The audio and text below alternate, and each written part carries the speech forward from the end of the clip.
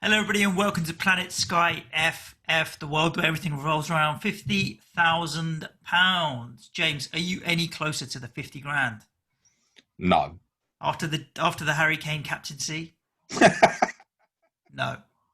had a bad couple of days, but my rank's a little bit better than it was this time last week. Actually, I'm 318th now. I My I was 270th after Saturday, I think.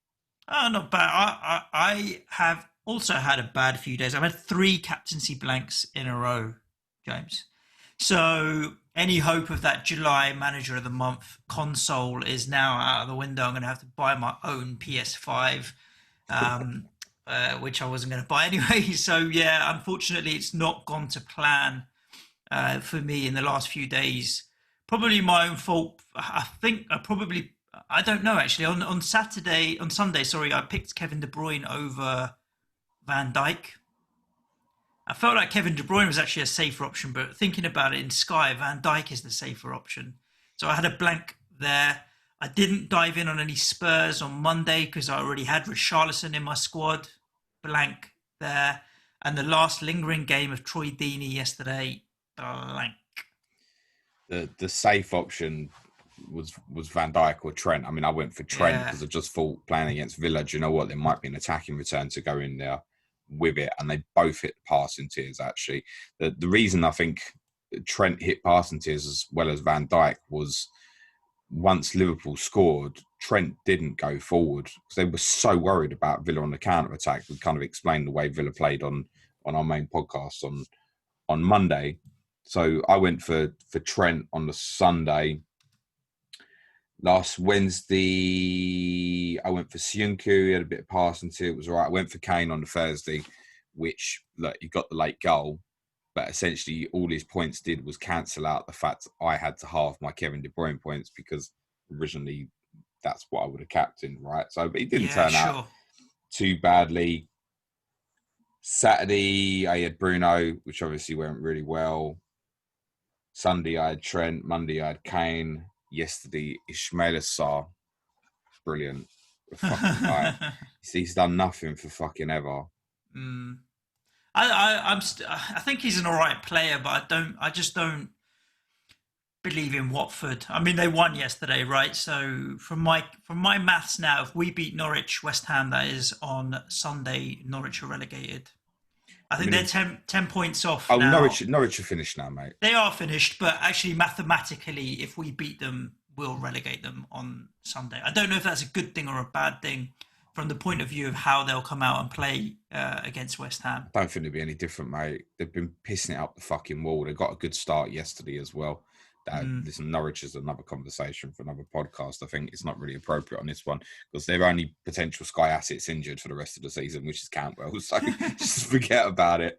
I was trying to figure Um, out their kit, James. Though was it Tizer, like the drink, or what was their Norwich's kit? It reminded me of like I don't know rhubarb and custard sweets or something. It was just I couldn't look at it and not think about food products that were in the same color combination as Norwich's kit yesterday. really, do you know what I was thinking about when I look at it? Tell me. It's red.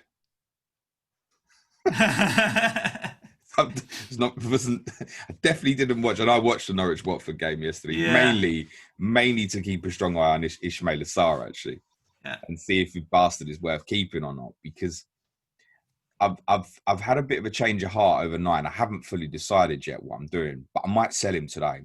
Mhm. And for those who listened to this podcast last week, I obviously said 100% I would get Jared Bowen on Sunday, and I didn't. And the reason I didn't was watching Mason Greenwood the day before going, do you know what? This doesn't even matter about captaincy.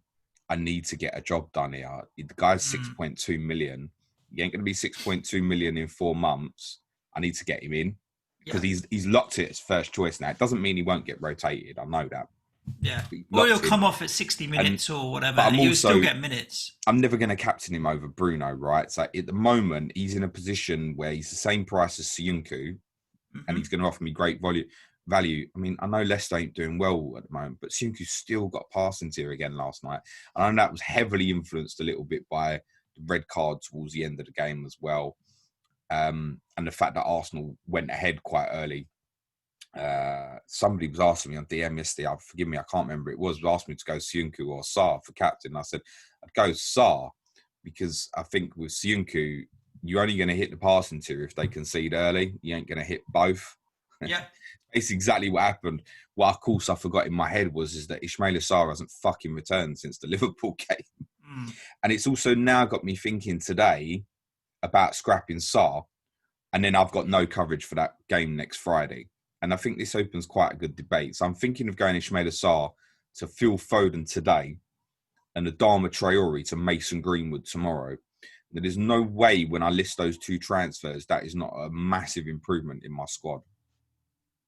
You had the couple of transfers left. I had to do surgery on my team, James, in the last few days, mainly because I'd let a few problems linger, and I hadn't been sorting out. You've been tinkering transfers along the way to get your squad in a good shape. Mine had just degenerated to such a point that I had to use my 5 transfers that I could make this week. But let me tell you where I'm left with my squad now. Henderson's in goal. I'm happy to keep him. I may. I've got a provisional transfer earmarked for the game, which is the 19th. No, where am I looking here? Pope. The 18th of July. That's when Burnley play Norwich. To buy Pope then as my single game day coverage. But other than that, I'm going to stick with Dean Henderson for now. It's worth saying, before you go too deep into this, could you just remind everyone how many transfers you've got left? After I've made my transfer, I've now got 8 left. Okay, because most people are not going to bother. No, I'm not going to be able to. Yeah. I've got Van Dijk, Wan-Bissaka, and Dan Burn in my backline. Imagine Dan Burn being one of my only returners so far this week. It's incredible with a 7-pointer. Mahrez, De Bruyne, Bruno Fernandes, Jared Bowen in the middle. Gabriel Jesus, Jimenez, and Mason Greenwood on my front 3. So I've got a 3-4-3. And really, Manchester United and Manchester City give me captaincy coverage on almost every single day, other than there's 2 days where Jimenez is going to be captain. That's it. 1 day where Bowen's going to be captain. And then I'm going to get Christian Pulisic for the Norwich game. And I've got enough transfers to go in on Pulisic and out on Pulisic, and then I'm pretty much covered. So I've got 4 transfers of my 8 already earmarked. One's to buy Pulisic, one's to buy Mahrez back once I've done with Pulisic, one's to get Pope, and one's to get Danny Ings for a game day when Southampton play Bournemouth. When the fixtures were rearranged, you probably remember me saying last week that my intention was to smash into Manchester City when they play Watford the last midweek before the final day, and not particularly wait for the final game. I'm now in a position where I've got 5 left, and I think as it stands, next Thursday I could be done. I'm back. I'm done at 0. And my thinking at the moment is because of that. It's the problem with Sarr and Adama Traore, who I just see being a wave of 2s, basically. Traore is going to get a few assists on that. I know that. And that would leave me with no captaincy on the Friday when Watford play West Ham, and no coverage on the Monday where there's actually 6 teams playing. Am I that bothered about keeping Adama Traore for Crystal Palace? I'm really, I want to get rid, and I just feel at the moment, I'll be able to cover that Monday still. I feel at the moment, keeping Traore and Sarr and not going for Foden and Greenwood would be a mistake. And I think what we do as Sky players, we can get really over-obsessed with the whole I need to keep for the captaincy thing. I think Tottenham and Everton almost proved that a little bit Monday night, didn't it? And in that game, with people like Kane, Richarlison, Son, there are assets that could, even Aurea, there are assets that could appeal to you, who you think, well, they're worth getting anyway. I haven't got there isn't a great exit plan for me on Kane at the moment. I mean, I can't sell him before the game tomorrow, even though, the FPL listeners will know, I genuinely think we might get beat tomorrow. But I can't sell him before that. Then Sunday, I mean, there's not a great escape. So I'm going to have to hold until the Newcastle game. It's a mistake that's cost me, but I also think it was worth the gamble to get him in. So what I'm leaning towards now is going Sarr to Foden today, get Traore's last game today. Go Traore to Greenwood tomorrow. Smash into the captaincy for Chelsea on the Tuesday. And again, I might skip this if I don't like the team, but like you, if it's the same team that played yesterday, I'll hammer into Pulisic. Yep. I literally come off the next day, and then that's dependent on who's in the Manchester City team. Now, my choice to add to Foden, Mahrez, and KDB would be Raheem Sterling, would be my first choice. But just take a view on it with City that they play Bournemouth next Wednesday. We'll know the team. Then they play Arsenal in the FA Cup semi-final on the Saturday and Watford on the Tuesday. There's a strong chance that whoever starts on the Wednesday, and we can use the information we have from the Brighton game this coming weekend as well, I think it's a strong chance if someone plays the two of them, Brighton and Bournemouth, that they won't play against Arsenal, and then they will play again against Watford and possibly get the last game against Norwich. That would be my thinking. Now, with Guardiola, we never really know, but that would be my thinking. Sterling would be my first choice for that. If not, I would go Jesus. If neither of them's in the team, then I'll hold it back. That would be my thinking at the moment. And then the next day, the plan is after Kane has played at Newcastle, is to get Richarlison in for the final 3 games, which starts on that Thursday with Aston Villa. He would then cover me the captaincy on the Monday against Sheffield United, which isn't great. And then I've got him for the final day of the season against Bournemouth as well. So I think if I had those 3 games together, it's actually the captaincy I'm least bothered about. It's going. It's actually the Villa Bournemouth games. Yeah, it's a good time. As shocking as they were Monday, you know what Richarlison's capable of. He's still lively. I just think by the time we get to that point, Villa could be down, and Bournemouth could be down when he's playing against them. And I don't know what happens. What happens to teams once they're relegated? Well, sometimes we had this discussion. They play with freedom, and sometimes they just give up and are done and dusted. Yeah, I think that can go either way.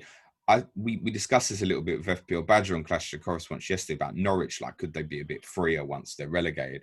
But I suspect under these circumstances, with no crowd, etc., I suspect motivation is going to be quite hard. And let's not forget, the 4 teams, particularly at the bottom, I know Watford won yesterday, have been especially shit because they are especially shit. And I don't think that necessarily needs overlooking. And that's why I'm really looking at the next week or so and going, let's say I only get 2 games out of Foden. Newcastle, Brighton, Bournemouth. Let's say I only get 2 of those games versus Ismaila Sarr against Newcastle at the weekend and a captaincy against West Ham. What's the right answer there? Because it feels like Phil Foden to me. Because I just look at Sarr at the moment and go, that's 6 points. 2 against Newcastle and 4 for the captaincy against West Ham. I would take Phil Foden right now. Well, that's my thinking. And then I've got Foden for the running on top of that as well. Yeah. Where Sarr's next game... Foden's cheap as well, right? Sarr's last 2 games after the captaincy as well is Manchester City and Arsenal. No, I don't really see him getting anything. Yesterday was the one to hang on for, I think. If you're short of transfers, and I'm short, but I'm taking a plan here, then keep him. You're going to be stuck. And again, to go backwards, that's the main reason why I didn't go for Bowen, was being aware of what was becoming possible with Foden and Greenwood and actually saying, how important really is that captaincy between West Ham and Watford? I'm not sure it is massive. I do think if I had to propel one in on the day, it would be Bowen, by the way. Or if I had to go and buy one for Saturday, for example, again, I would go Bowen over Antonio and over Sarr. But I'm thinking, do I need to look beyond how good Manchester City and Manchester United are at the moment? And there are 2 kids there who, they're a little bit of a rotation risk, but I've got no plan to captain them. They're phenomenal talents in teams that are tearing it up at the moment. Yep. So I've already got Greenwood that's where I'm going. So.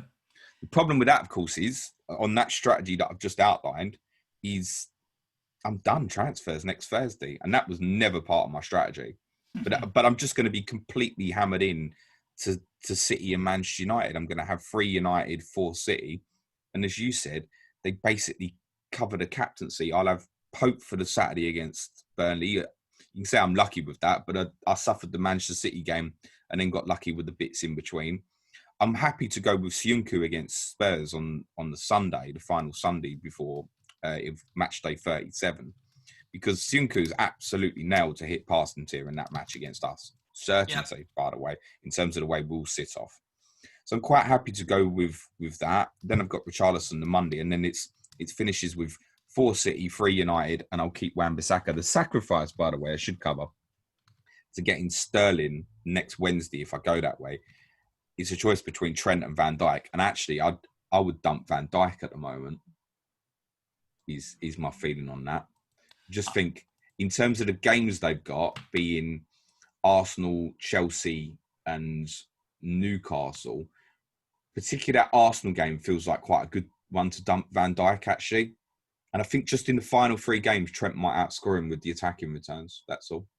Yeah, I don't think there's much in it now. We really are into. I think there's 14 game days left, so it is the real final stretch. Let's just cover off captaincy between now and next week, Wednesday, when we record again, just so that everybody knows. Tonight, who are you going with, James?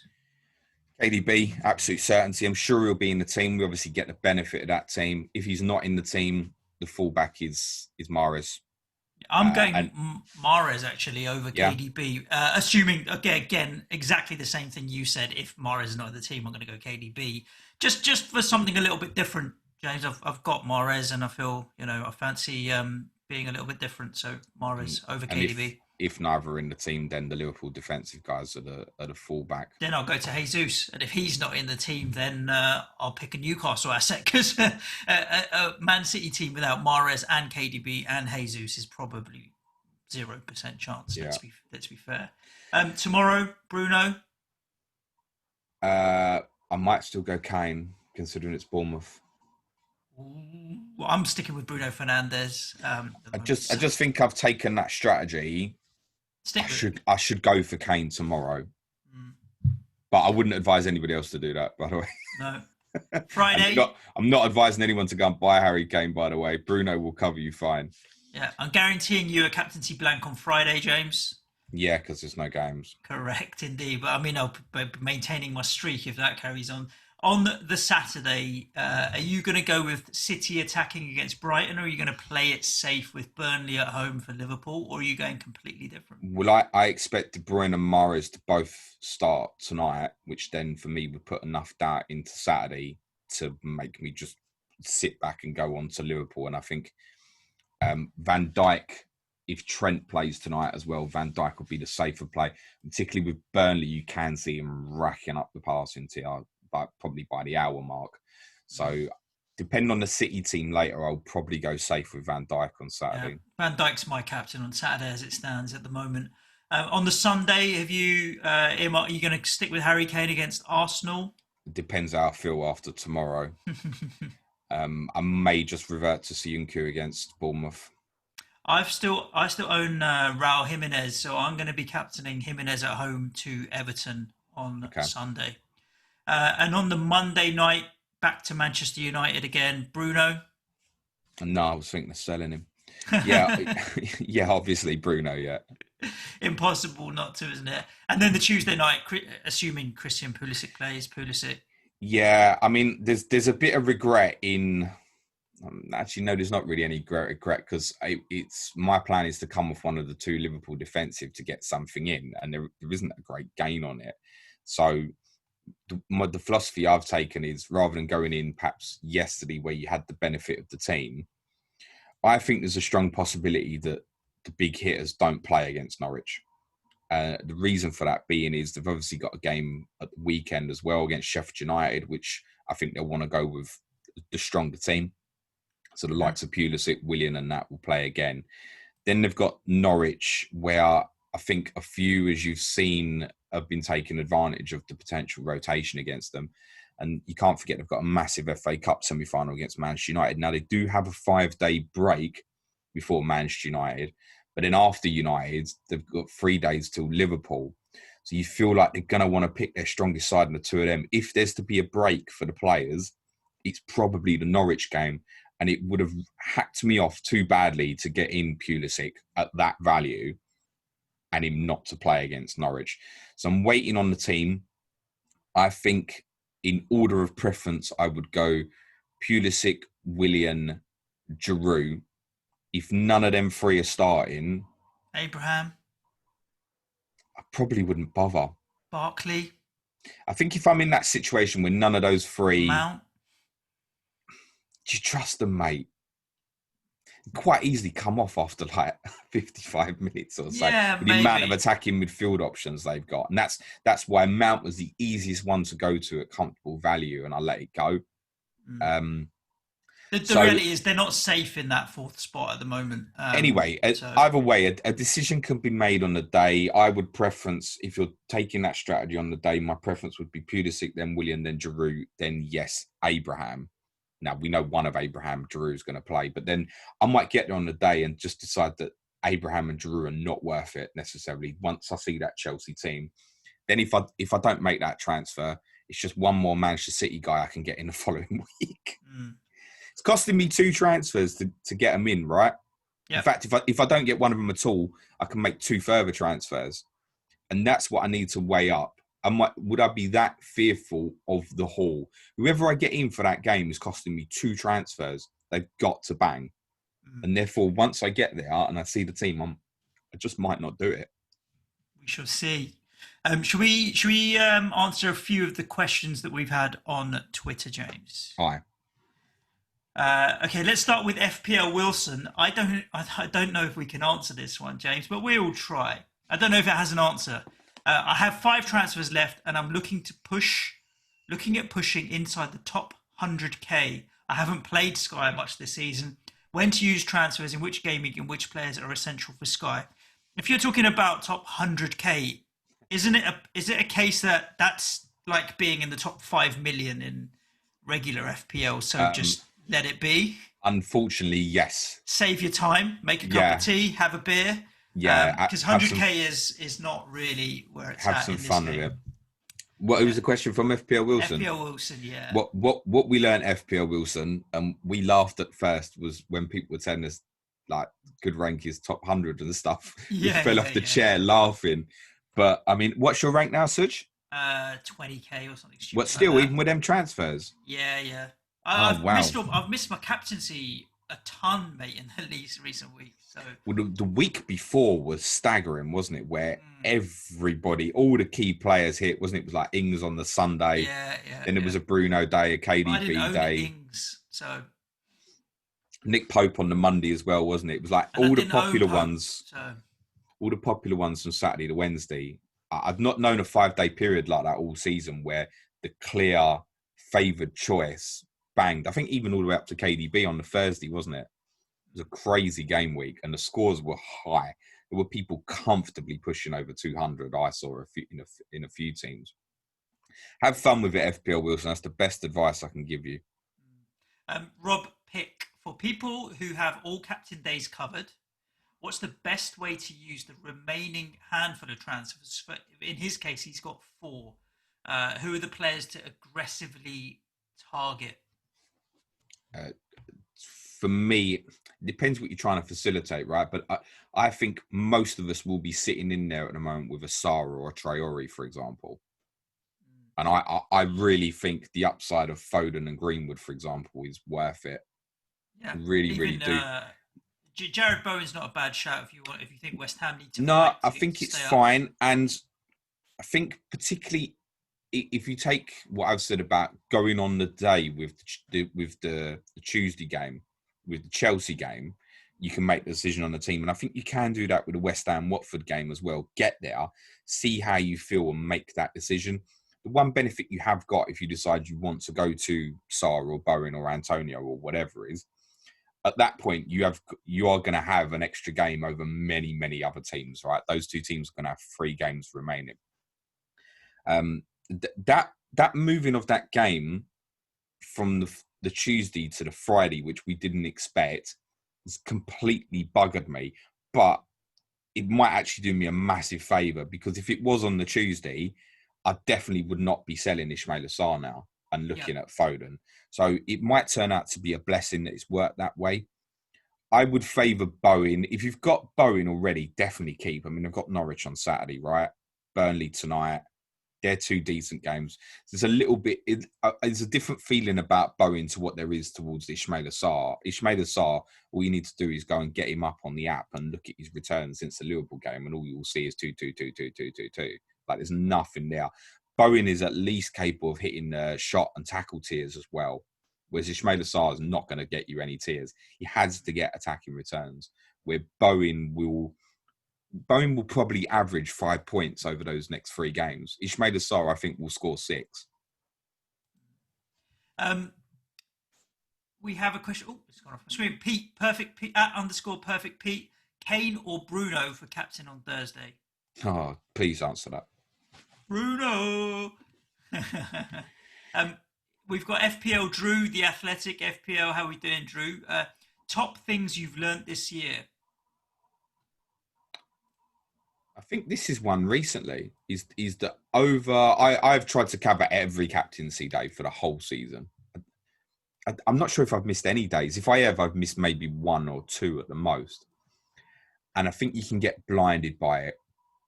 The biggest learning this season, I've said it a few times, is the mistakes I made at the start and to go quite safe when we restart. I mean, you look at this team now that I could end up with say, 4 City, 3 United. Like, I'm not going to be able to get that team on the opening day of next season, mate. No, sure. I mean, what price is Bruno and KDB going to be next year? They're both going to be 12 million, do we think? Maybe that is or high more. As that. Yeah, I think those two are going to be the highest priced players next season. I wouldn't be surprised if they're. I mean, Salah was the most, wasn't he? 12.2. Yep. I wouldn't be surprised if those two are touching 12.3, 12.4. Fernandes' average rate points per match in Sky since he joined is 11 points. Wow. 11 points per game, mate. Imagine if you captain him. Well, exactly. So you're averaging every time you captain Bruno Fernandes, you're averaging 22 points, basically. I mean, that's mental. KDB's average per game this year is 8. To give you a little bit of perspective. So to go back to the previous... It's quite a bit more. Well, it's a small bit of data as well. So we're not saying that Bruno can't have a drop-off, but at the moment, even adding things like Greenwood into the team, it's just one more player he can provide for, you think can return, right? So you only really see it continuing for the rest of this season. KDB, you got to remember in there with there's quite a few 1-pointers in there and stuff as well, like on Sunday, which drags that average down a little bit. I think for me, the biggest learning is I can't play Sky in the way that I play. Like I need time to play Sky. So if I'm planning my transfers out and stuff like that, I need at least like half an hour to an hour. FPL, for example, we had a deadline yesterday at 5:00.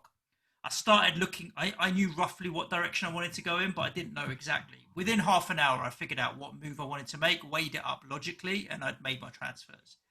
And James, this will surprise you and the listeners.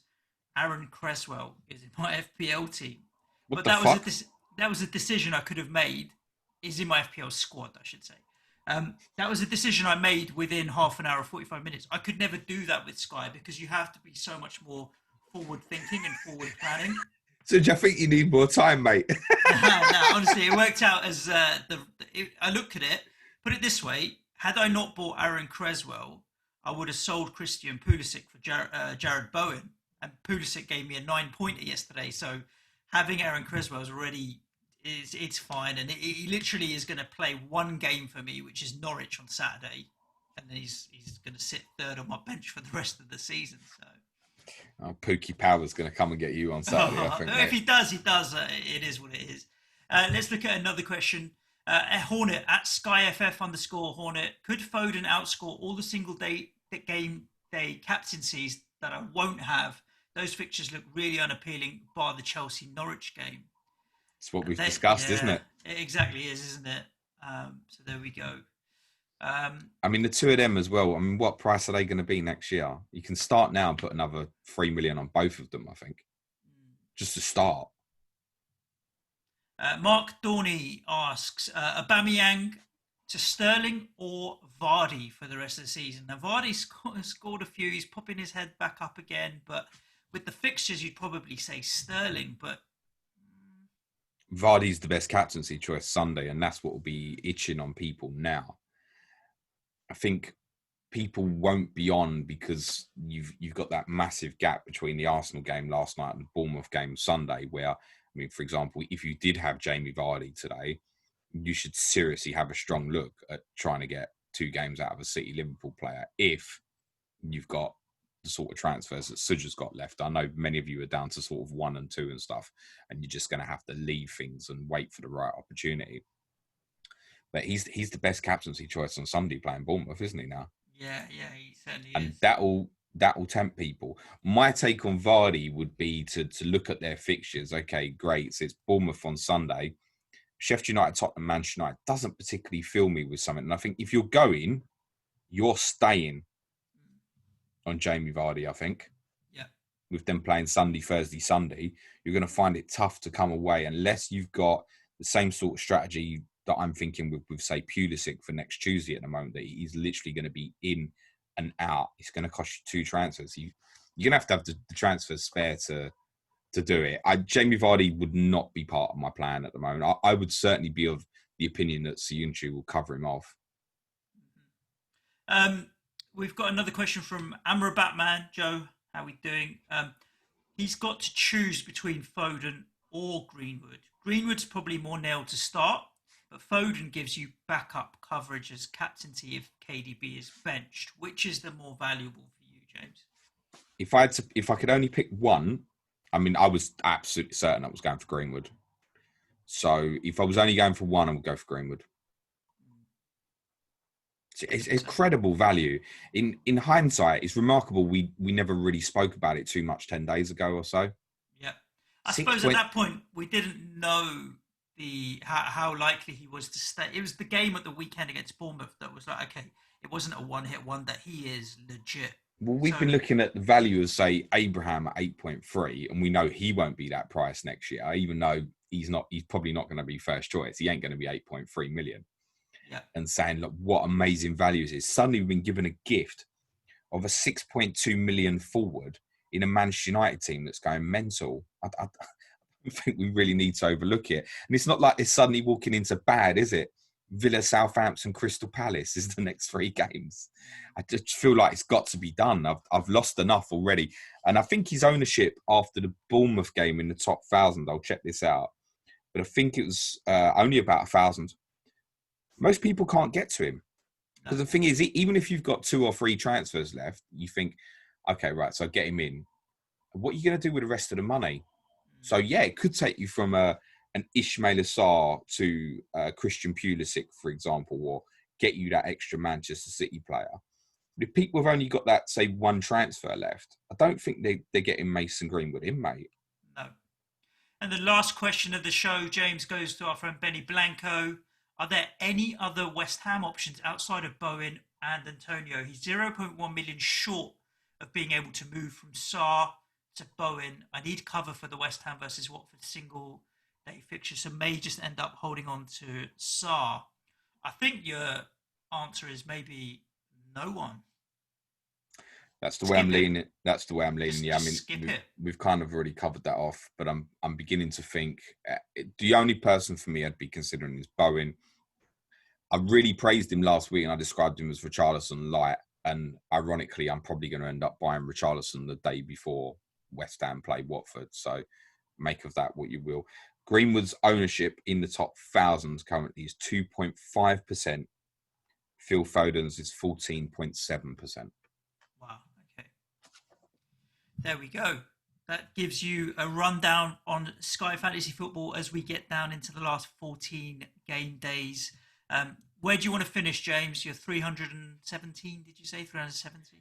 I want to finish in the top 100, but to do so, I'm probably going to need to be there by the time we sit down this time next week.